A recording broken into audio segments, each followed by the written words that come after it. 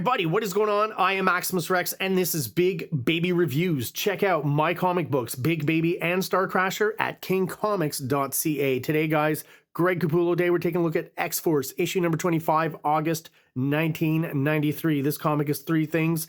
One, Greg Capullo's swan song. After this, he is gone off to Image working for Todd McFarlane Productions. So we'll be switching from X-Force to his Spawn stuff pretty soon. I've got a few surprises in between there. Just some particular stuff I want to look at before we move on to Capullo's Image work. The second thing it is an X-Men anniversary issue. And the third thing, it is part of the Fatal Attractions crossover, which introduces us to this character over here, Exodus, which I'll talk about in a second. And really, no one remembers Exodus, or I don't think, he's not a very memorable character. What we remember from Fatal Attractions is it's the moment where Magneto pulled the question we've always asked, as fanboys back then anyways, could Magneto possibly just pull all that metal out of Wolverine? And the answer was yes, and he did it in this crossover. Pulled the metal off of Wolverine's skeleton through his flesh and his skin. Pretty strong, memorable moment from the 90s, post McFarlane, Rob Liefeld, and Jim Lee working on the big books at Marvel. So yeah, Exodus, I'm pretty sure I know this for a fact that Joe Quesada designed him, and he is quintessentially a 90s design. We'll see more of him in the book. Not his best depiction here on the cover either, but that costume just does nothing for him. Quesada has designed some pretty cool costumes. I've done reviews on Quesada. I do appreciate him as an artist, and specifically as a 90s Image style artist. I would definitely put him in that category, although he never actually worked for Image other than covers and variant covers and pinups and stuff. But his design for Azrael I always thought was very cool, father and son. His design for the Nightfall Batman, I mean, it was kind of meant to be over the top, and if you know anything about the storyline, it kind of makes sense that it looked a little gaudy and a little, just too much for the Batman thing, and really a melding of Azrael and the night aspect into the Batman costume. But the original just Joe Quesada drawings of the design were actually pretty cool. But here with Exodus, unfortunately, he just goes full 90s, and it's just a bit too much. Very dated look. The hairstyle certainly doesn't help, right? He's got a Wolverine on top and a Jean Grey on bottom or something, but just the worst, most extreme 90s mullet you could ever have, right? This look here, and just the asymmetry of it all, right? Everything just, it's like it had to purposely be asymmetrical and nothing be perfectly symmetrical, apart from a few elements here and there. These kind of shoulder pad thingies sticking out, and they're just insanely huge. He's got the glowy 90s eye. Again, we'll look at the design more inside.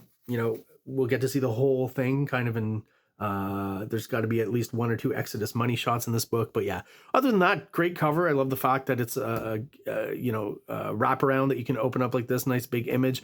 Greg Capullo again putting a stamp on this last issue that he's going to be doing. Once again, this odd signature with the X above and the X below. So I'm going to assume again that this is actually Greg Capullo inking himself, and looks really awesome. I think Shatterstar honestly is probably my favorite figure on this cover here in the back. Just the a little bit of shading and glare and stuff on his costume, I think, is just really well done, and pretty good looking cover. And they also have the gimmick there with the hologram, so I don't know what that's supposed to do. I think it moves, you can see it from 3/4 front and the other 3/4 left, 3/4 right. You get a bit of almost like a sculptural figure. Hopefully that's showing up on camera. I don't know what that looks like on camera. Maybe not so bad.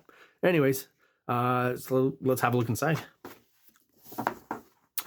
All right, starts off with someone we're not supposed to figure out, who it is right away. It's actually Magneto. I'll just say that right from the beginning. And he is on an orbiting satellite right around Earth, and we're going to find out basically that's the leftovers of Graymalkin, which was Cable's satellite just a few issues ago, right before it was destroyed in that battle with S.H.I.E.L.D. and GW Bridge and stuff between X-Force and them.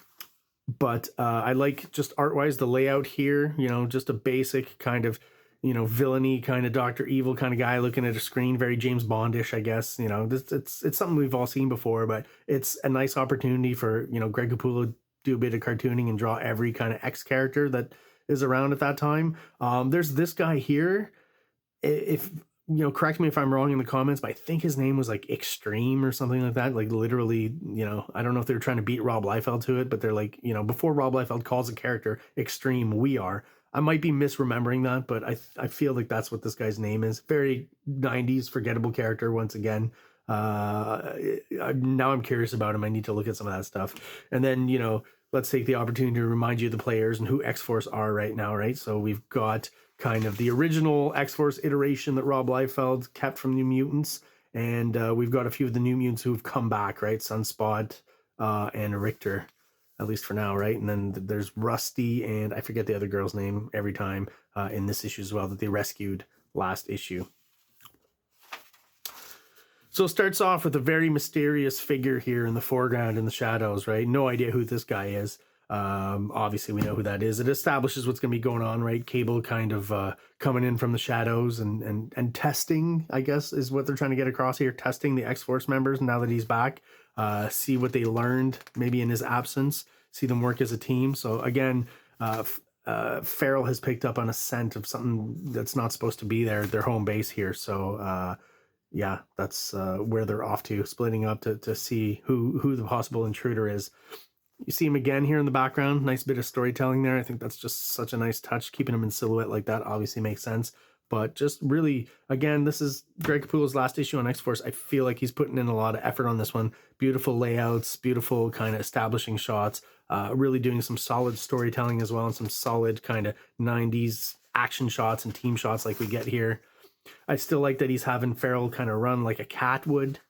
You know, he's had her washing herself and using those cat-like elements. I think he's done a really good job throughout the whole series on that character. Yeah, so our mysterious, you know, intruder here, for some reason, like when I was going through it originally, I'm like, well, so it's Cable, right? And he's coming back to meet up with the X-Force guys again, and they think he's dead. So why attack them? Like, I always thought that was very odd for kind of the introduction here, or the reintroduction rather, of Cable. Just kind of an odd choice. And each page it's Cable, you know, taking out a few more characters. And again, I mean, it's not very subtle. It's pretty clear who that is. He's on the cover, right? Like the mystery's not really, I guess they're kind of doing it almost more as a tongue-in-cheek kind of thing. I will say this, for this period of X-Force, not having read it as a kid, you know, having stopped with Rob Liefeld when he stopped and moved on to all the Image stuff, going back to this, you know, there is a huge difference in the plot lines and storylines, you know, spearheaded by Nightcheesy, Fabian Nightcheesy. I think that's how you say it. I keep saying that. I'll stop mentioning it. I'll just call him Nightcheesy. Much more consistent here once he takes over, where, you know, when Rob Liefeld was really originally drawing this book, X-Force, and coming up with the plot lines, and, you know, Fabian just kind of have to come in and add dialogue on top and try to make sense of it. Here, he's obviously involved in the beginning of the plot that's given to Greg Capullo, and just the story, the art and the story that's being told don't fight against each other quite as much. I talked about this concept in a recent shoot with my buddy Mark. We were going over Cyberforce #3, and the art is the storyline that the art's given us and what the narration, the dialogue is given us, are almost at odds and fighting against each other, right? There's no real synergy there. And there's a bit of that, I would say, honestly, in the early X-Force run by Rob Liefeld and Fabian.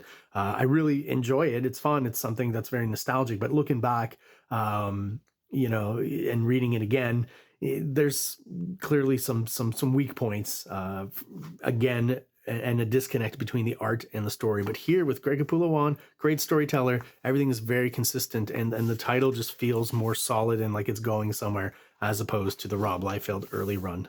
Just wanted to throw that in there. Yeah, just every few pages taking out a few more, right? So 2 more characters here, Farrell and Shatterstar, get taken out. This is kind of an interesting thing that I mean, it almost doesn't fit in Greg Capullo's kind of current style. This is almost kind of a throwback to something you do more in like the 80s or on a kid's comic book. Like, I don't know, there's just something kind of funny about this panel to me. I get what they're trying to get across, right? That they're kind of dazed and maybe kind of passing out slowly, but yeah, I don't know. I don't know if that works for me. And of course, it would have to be Cannonball now, right? Who's progressed the most and become kind of the leader of X-Force, taking out the intruder and realizing that it's Cable here, right? And he throws them, they make a pun here. And getting ahead of myself, great art all throughout this page, right? Just the movement here in this negative space works really well. Makes it so you don't have to draw too many background elements. The movement of Cannonball coming in here, smashing everything. The use of the goggles, right? When he's flying, this good idea. And then boom, the reveal. Great kind of money shot of Cable here, and found out that once again we don't have Candelario, who's a pretty solid and loyal inker on Capullo with Quasar and now X-Force. He's been gone for an issue or two, and now we've got for this last issue by Capullo, Wyachek, Green, Ryan, Palmiotti, Hannah, Conrad, and Milgram all inking. So I couldn't tell you exactly who does what. Some of them have similar styles, and I feel like they were probably told to keep it fairly consistent, right? And also Greg Capullo's last issue, maybe knowing that he'd have all this whole team of inkers, you know, probably gave in some fairly tight pencils. So art-wise, it's kind of hard to tell the difference, and the look itself of the art and the aesthetic is very consistent with what we've been seeing on X-Force. But yeah, maybe overall, just like the cover that's inked by Capullo himself, the interiors feel a little closer to Capullo. No inkers kind of going off and trying some stuff. They're really trying to stick to the pencils here. And I like this touch. I don't know, you know, if it's a conscious thing, but on the cover, Cable has more of a buzz cut. And also I feel like Capullo's the first guy to kind of rein in his receding hairline that Rob Liefeld had established pretty well. And here on the inside now, not even the brush cut, but the hair on top's a bit longer and the sides are shorter, almost like this cut that's been pretty popular with the guys in the last, 10, 15 years that we've seen a lot of. So almost predicting that in the early 90s. I don't know that guys were getting this haircut, but usually the hair was longer. Anyways, kind of restyling Cable's hair a little bit and making him his own. Still got all the Cable tropes of pouches and huge guns and stuff. So kudos for keeping it still consistent with what we know of Cable. I think it looks really good, but gives us, again, a more subdued version of what we saw earlier in a few. There was that issue of early on in the Greg Capullo run where Cable's just got like 5-6 huge guns strapped to his back, and clearly he was kind of going for parody a little bit there and having a bit of fun. But here it feels like just in line with what's going on. Pretty flexible looking Cable here. Always wondered where this shot came from. I think I saw it in Wizard magazine or something. And interesting layout again, the way he breaks it down, just does some really fun stuff, plays with the negative space with the figures here. Very kind of Dark Knight, I'm realizing now. This almost is like a swipe of when Carrie, what's her name? I forget her last name. Anyways, the girl Robin in Dark Knight Returns hugs Batman in the Batcave when he's naked in that weird awkward moment. Kind of very similar to that. And I like the way he's broken down here, the figures, Shatterstar kind of being, honored to be back in the presence of such a valiant warrior. He says that he thought canceled, right? Dead. And kind of bows down in front of him. And you've got just the outline of the figures back here. Silhouettes not actually shaded in and left open for just kind of colors to throw in a darker color. I think this whole page works really well design-wise. It's very nice. But yeah, again, storyline-wise, just very odd. The Cable would attack them all. And then, once they realize it's him, everyone's okay about it and just, all huggy and lovey and stuff. It's funny. It's a comic book. It's melodrama, right? But yeah, I mean, as we go through the book, there's some interpersonal stuff, obviously, that's going on here. And Cable actually takes, I was surprised. Here's a story point where I'm like, I don't feel like Rob Liefeld would have ever drawn this as plot in an X-Force run. And where I feel this is definitely Fabian jumping in and trying to create a bit of a bond between, or deepen the bond between our two main characters here, Cable and Cannonball, almost like father and son, right?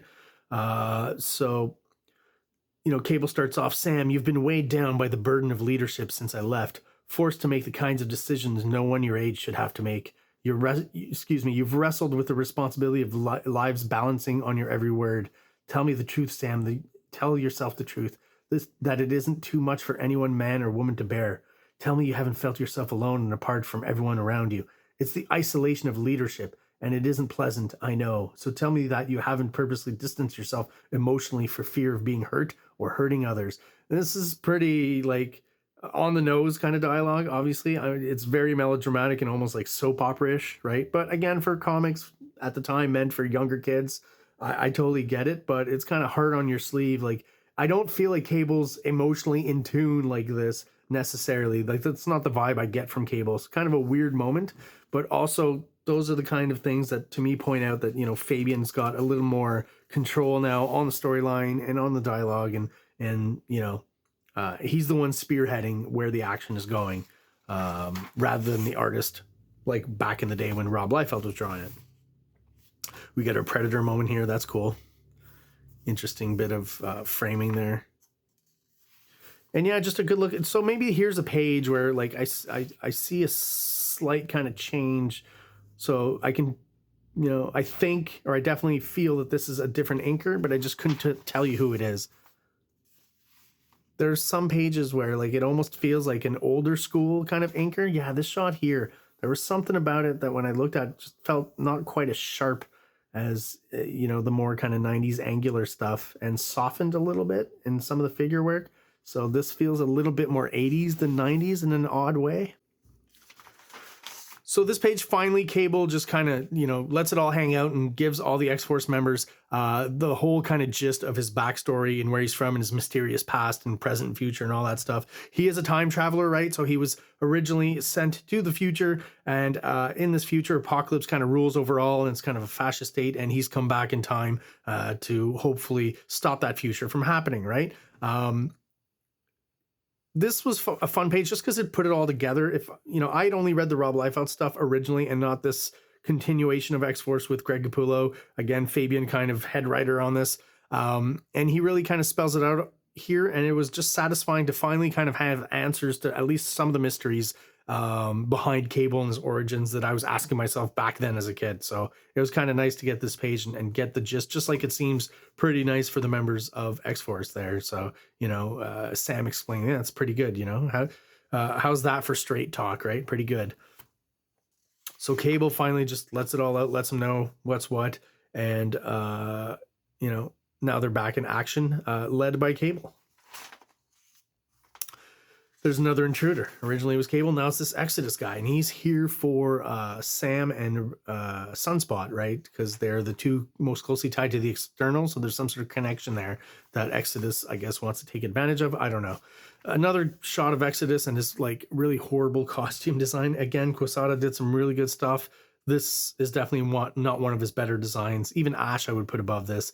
Yeah, just the amount of folds and stuff in his cape and the extra kind of stuff on his costume. I don't know exactly what the look he was going for was. These weird metal kind of things wrapped around his arms, these shoulder bony things. Like it's all over the place. The color scheme also is maybe not the most inspired. And I don't know if anyone ever brought back Exodus, but I don't remember that. So I would tend to say he's just not a very memorable character. This was Marvel kind of, you know, the ultimate kind of 90s design Marvel's trying here, and it's just not working out. There's the Nightfall, you know, Batman design. Not drawn by Quesada, but another artist who I think did a pretty good job. This was Mike Manley, if I'm not mistaken. So yeah, listen, we've got a typical kind of X-Men, you know, fight sequence here. Art-wise, nothing wrong with it. Capullo's doing a really good job. You know, trying his best, I guess, with Exodus here. This look he's given him with the, you know, part-way silhouette and the power emanations and stuff works pretty well here. But probably one of the only panels where Exodus works. Some good, you know, how do you draw a tornado, right? If you're asked to draw a tornado, well, there's your answer. Greg Capullo's, you know, simplified it, you know, works really well, very effective, but not too complicated, right? And maybe less work than you would have thought of. And this is an instance where I see, again, complementary kind of thinking, I guess, between Greg Capullo and John Romita Jr., where I feel like, looking at this, I feel like John Romita Jr. would have probably designed it very similarly and kind of just simple but effective. And yeah, some of these pages, some of the inking, right? Like when I get to this, it's someone clearly I feel like is not comfortable with the 90s kind of, you know, West Coast type hatch inking. Doesn't work quite as well on all the pages. And again, I don't feel like it's Capullo underneath cheaping out in any way. Like the colors in this book, this is a good sequence to show us they're walking through Avalon with Exodus. So they've agreed to join him there, right, to find out what it's all about and what he wants to do with them and stuff.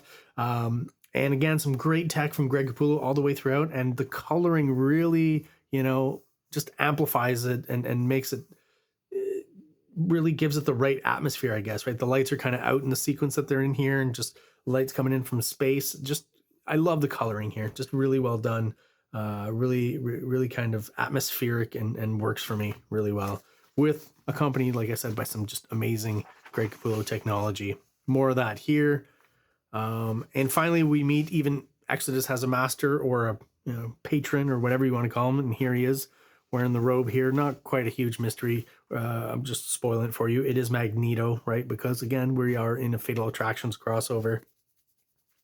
Very 90s kind of look to even just this shroud here and the inking, you know.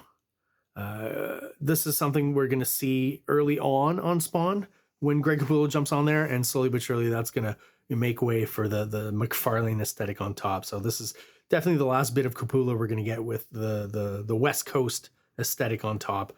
Those few issues of Spawn have it as well. The first 3 he kind of did, but after that, we're definitely, Capullo's going to be moving more towards that McFarlane aesthetic. Obviously helped out by the fact that he's going to be inked by McFarlane. I love this shot here, right? Because obviously it reads better horizontally like that. And I'm pretty sure when he drew it, this is how he drew it, right? That makes sense. But then to turn it, you know, have it go vertically, puts everything off kilter. We're in space, up and down. Who knows where it is? So it just makes everything more dynamic. And I just think, you know, it's a great drawing. And the most interesting aspect of it is the choice of angle and direction. Works really well. And we're still going left to right, right? And we're going up here and then back down, right? So the reading direction is very clear. Always great storytelling from Capullo. Never wondering about what's going on.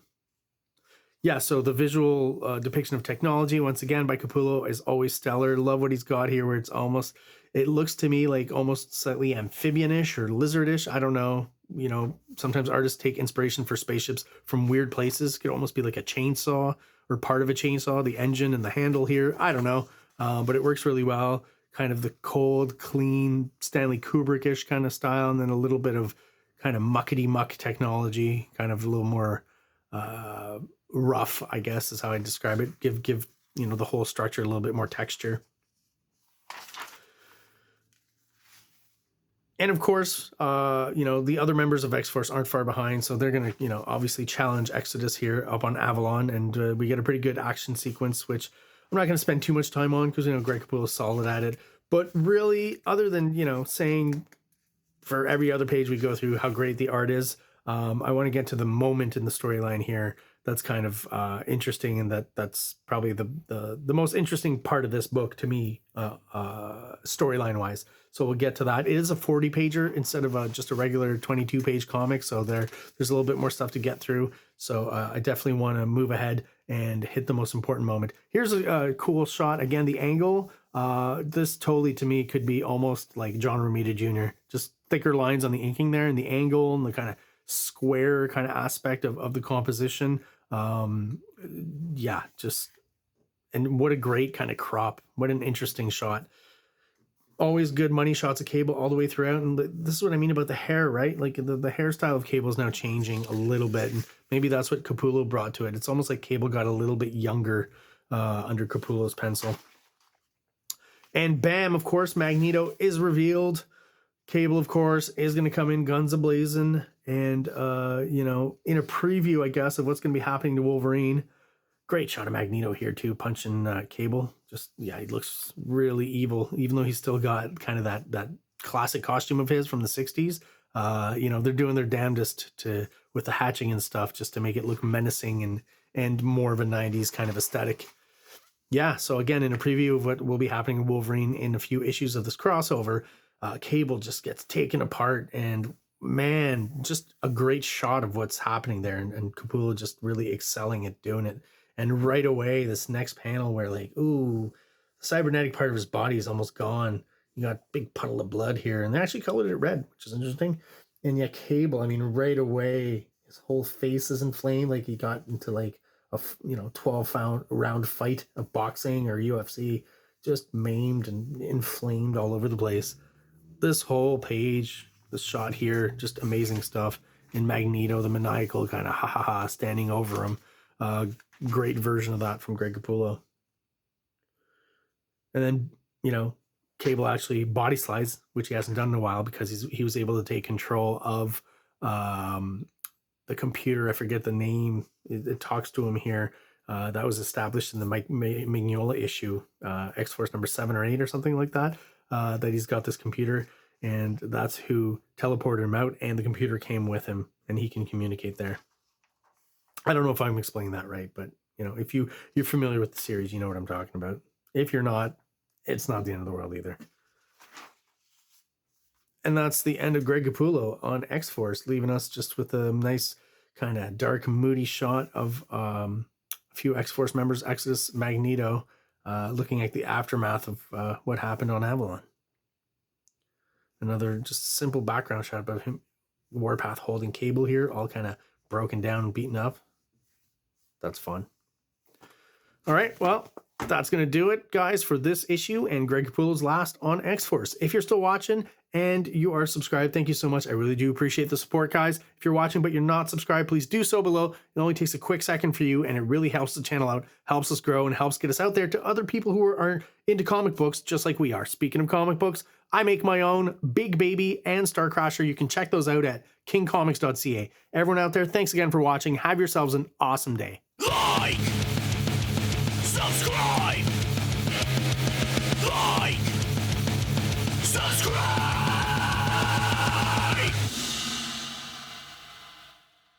King Comics presents Big Baby, Volume 1, Issues 1 to 13, 204 pages of story and art. King Comics also presents STARCRASHER one-shot, 32 pages, cosmic sci-fi surrealist adventure. You can find these fine comics at KingComics.CA, at MaximusRex13 on Instagram, or on Facebook, MaxRex or Big Baby.